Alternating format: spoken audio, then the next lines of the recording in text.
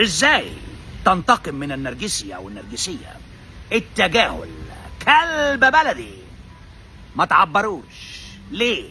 لان النرجسي حاسس ان هو مهم، هو مركز الانتباه، هو كل حاجة. حاسين ان هم فوق البشر، مصابين بمرض جنون العظمة، بارانويا.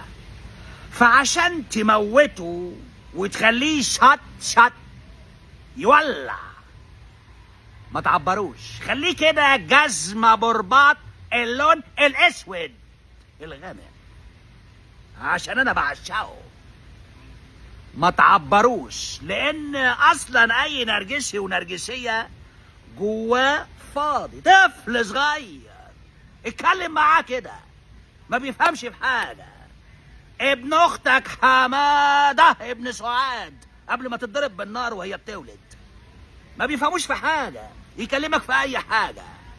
التنمر السمات الرئيسية لأي نرجسي ونرجسية. يقول لك اصل انت عينك صغننة، شفايفك كبيرة، ودنك كبيرة، رجليك صغننة. مفيش موضوع، فاضيين، دماغات فاضية. انت بتتكلم مع عيل صغير عقليته من 9 ل 14 سنة، تافه. فانت عشان تعبره بيحس ان هو مهم، فاحسن طريقة ان هو هوا مش موجود. ما تعبروش، يولع، يحس بالمغص، يحس ان في حاجة غريبة، يتنرفز. يقولك انت ما بتعبرنيش ليه؟ اديله في دماغه، اديله في مقتل. لان الضرب فن. اي نرجسي ونرجسية تم اهماله وهو طفل، حصل له تشايلد نيجليجنس، فتم اهماله. فعشان كده يحب ينرفزك ويحب يضايقك عشان يشوف رد فعلك، وهو يفرح وهو يبقى سعيد جدا ويقولك انا مبسوط جدا. فانت لما تخليه فردة شراب في رجلك وما تعبروش، انت كده بتضربه في مقتل. الاهتمام بالذات، اهتمي بنفسك واهتم بنفسك. النرجسي تضايقه لما انت تكون ناجح، لما انت تكون معاك فلوس، لما انت تكون عايش كويس، مهتم بنفسك، مهتم بصحتك، هو يولع. بيتضايقوا من النجاح من اي حد. غيورين جدا، حقودين جدا، حاسودين جدا. اوسخ شخصية ممكن تتعامل معاها في الحياة هو الشخصية النرجسية. الشيطان في صورة بني آدم. كل ما انت تعلى وكل ما انت تلبس كويس وكل ما انت تعيش كويس، هو يولع، يتضايق، يفرفر.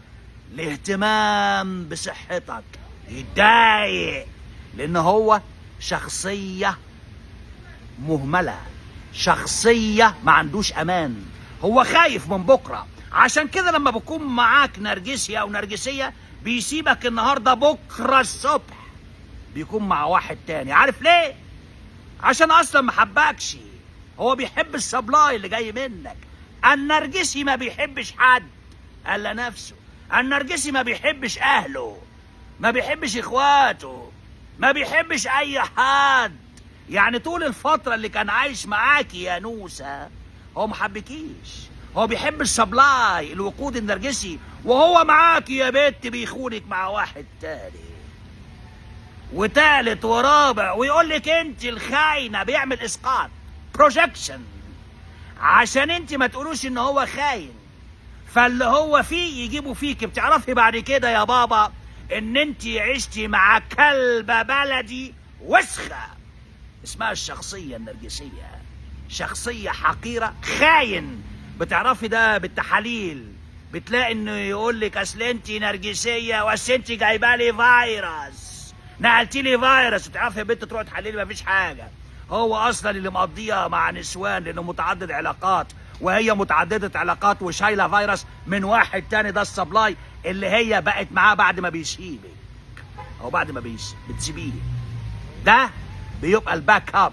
باك اب يعني اللي هو بيساعد، بيبقى معاكي ومع واحدة تانية، بتبقى معاك ومع واحد تاني، كلهم كده خونة كلاب، ما تلعهمش من ريلك، ارميهم في البلاعات، ارميهم في صفايح الزبالة. أوسخ شخصيات هي الشخصية النرجسية، مكانهم مستشفى أمراض النفسية والعقلية، ومكانهم السجون الزنزانات. وخلي بالك يا نوسة من علاقتك مع أي نرجسي وسخ، لأن يا بت أنا مش فضيلك أجيلك عشان أجيب لك شوية كسكس وزلابيا. معكم بروفيسور دكتور كرمانيس، أستاذ اللغة الإنجليزية في الولايات المتحدة الأمريكية. ونتذكر دائما knowledge is power، المعرفة قوة. دكتوراه في الأدب الإنجليزي من أمريكا، دكتوراه في القانون من الولايات المتحدة الأمريكية، وأيضا لايف كوتش من الولايات المتحدة الأمريكية. Thank you. باي باي.